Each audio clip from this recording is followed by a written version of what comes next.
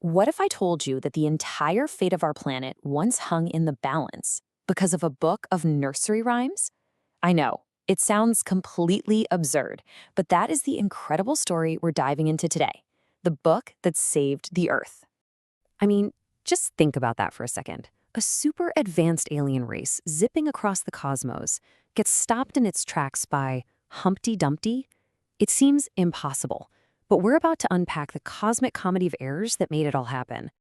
So, our story doesn't start here on Earth. No, it begins millions of miles away on Mars, where a massive invasion is in the works. And, every grand plan needs a grand leader, right? Well, meet Think Tank. He's a Martian leader whose ego is, let's just say, as big as his head. His poor apprentice, Noodle, literally has to recite this title every single time they talk. It kind of tells you everything you need to know about the guy. And what's this genius's big strategy?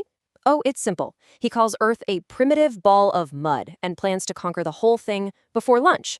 Yeah, calling him overconfident might be the understatement of the century. So, the Martian probe lands, but they don't find what they're expecting. No military bases, no world leaders. Nope, they find something way, way more confusing. Their very first stop on this grand mission of conquest is a public library. Yep, Captain Omega and her crew step into this room just filled with thousands of these weird objects, and they are completely stumped. What in the universe have they walked into? The crew's attempts to figure out what they're looking at are, well, they're creative, I'll give them that. They guess it might be a storage barn. At one point, Sergeant Oop actually tries one on as a hat. But it's the mighty Think Tank, watching from a ship, who makes the most inspired guess of all. After his crew has no luck listening to the books, Think Tank has a flash of what he calls genius. He declares that the objects aren't for hearing, they're communication sandwiches. For your eyes! It's so obvious, right? Of course, this amazing deduction only came after poor Sergeant Oop was ordered to actually eat one. His official review of the book sandwich? Dry as Martian dust.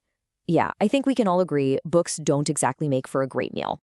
So this is where things start to move. It's actually Noodle, the helpful apprentice, who gently suggests the items might be for eye communication. And what does Think Tank do? He immediately says, "Of course, I was just about to say that." Total classic move. Then he orders his crew to pop some intelligence-boosting vitamins to finally crack the Earthlings' weird code. And folks, this is where everything goes wonderfully, terribly wrong.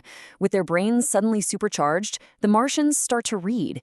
And what they read, they interpret as a direct, terrifying threat to their entire species. The first book they manage to decode is a big, colorful one called Mother Goose. Now, to the Martians, this is not a collection of cute kids' rhymes. This is a top-secret Earthling document, and it is filled with coded battle plans.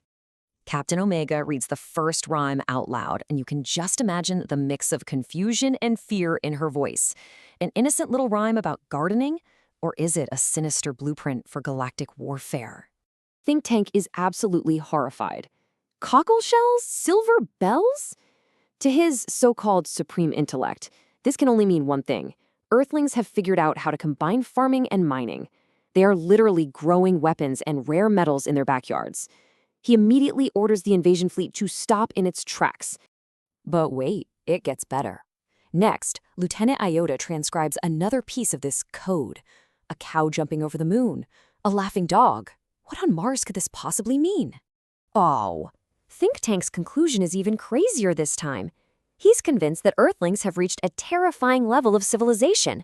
They've weaponized their livestock and taught them how to travel through space. He thinks the cow jumping over the moon isn't a metaphor, it's a clear warning of an incoming interplanetary attack by millions of cows. The absolute horror. So at this point, the Martian invasion force is on the verge of a full-blown panic. Their deeply held belief that Earth is primitive has just been shattered. But there's one final rhyme, one last piece of damning intelligence that is about to push the great and mighty Think Tank completely over the edge. Sergeant Oop reads the last passage, and his eyes go wide as he stares at the picture in the book, a drawing of a large, round, egg-shaped character that looks chillingly familiar. And that's it. That's the moment the entire invasion just implodes. Oop shows the picture to Think Tank, who sees a perfect, horrifying reflection of himself. Humpty Dumpty! He screams in pure terror. The Earthlings know what I look like. It says he had a great fall. That's their plan. They're coming for me. And just like that, the invasion is off. In a tidal wave of pure, unfiltered panic, Think Tank orders a full-scale retreat.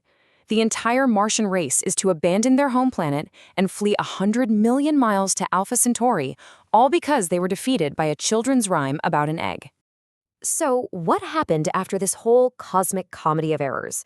Well, 5 centuries later, Earth and Mars finally got back in touch, and this time, thankfully, diplomatic relations were established without anyone trying to eat the treaty.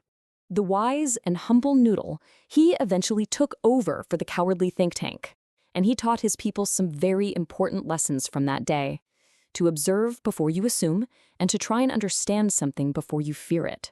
They learned the crucial difference between a sandwich and a book, and even built a grand library in their capital.